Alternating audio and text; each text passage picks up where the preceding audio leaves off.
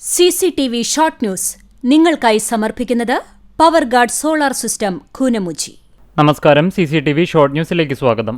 സംസ്ഥാനത്തിന്റെ ധനകാര്യസ്ഥിതി വ്യക്തമാക്കിയുള്ള ധവളപത്രം പുറത്തിറക്കി സർക്കാർ.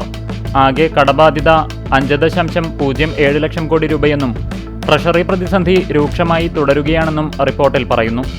ധവളപത്രം പുറത്തിറക്കിയതിനു പിന്നാലെ സഭയിൽ മുഖ്യമന്ത്രിയും പ്രതിപക്ഷ നേതാവും തമ്മിൽ വാക്പോര്. മോദി രാജ്യം ഭരിക്കുന്നത് കോർപ്പറേറ്റുകൾക്ക് വേണ്ടിയാണെന്ന് CPM സംസ്ഥാന കമ്മിറ്റി അംഗം പ്രൊഫസർ ആർ ബിന്ദു പറഞ്ഞു. ഇന്ധന വില വർധനവിനെതിരെ കുന്നംകുളം ഏരിയ കമ്മിറ്റി സംഘടിപ്പിച്ച ജനകീയ പ്രക്ഷോഭം ഉദ്ഘാടനം ചെയ്യുകയായിരുന്നു അവർ.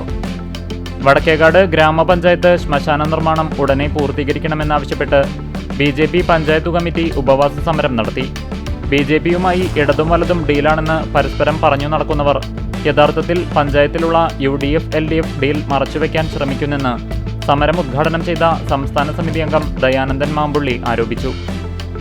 പെട്രോൾ, ഡീസൽ, പാചകവാതക വിലവർധനവ് പിൻവലിക്കുക, അതിരൂക്ഷ വിലക്കയറ്റവും പ്രതിസന്ധിയും പരിഹരിക്കാൻ കേന്ദ്ര സംസ്ഥാന സർക്കാരുകൾ അടിയന്തര നടപടി സ്വീകരിക്കുക എന്നീ ആവശ്യങ്ങളുന്നയിച്ച് CPM Chavakkad area committee post office സമരം സംഘടിപ്പിച്ചു.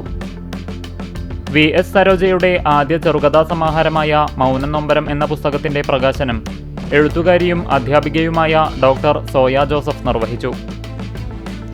കുന്നംകുളം ചൈതന്യ സ്പെഷ്യൽ സ്കൂളിന്റെ 2026-27 അധ്യയന വർഷത്തെ പ്രവേശനോത്സവം വിവിധ പരിപാടികളോടെ സംഘടിപ്പിച്ചു. നഗരസഭ വൈസ് ചെയർമാൻ PG ജയപ്രകാശ് പ്രവേശനോത്സവം ഉദ്ഘാടനം ചെയ്തു.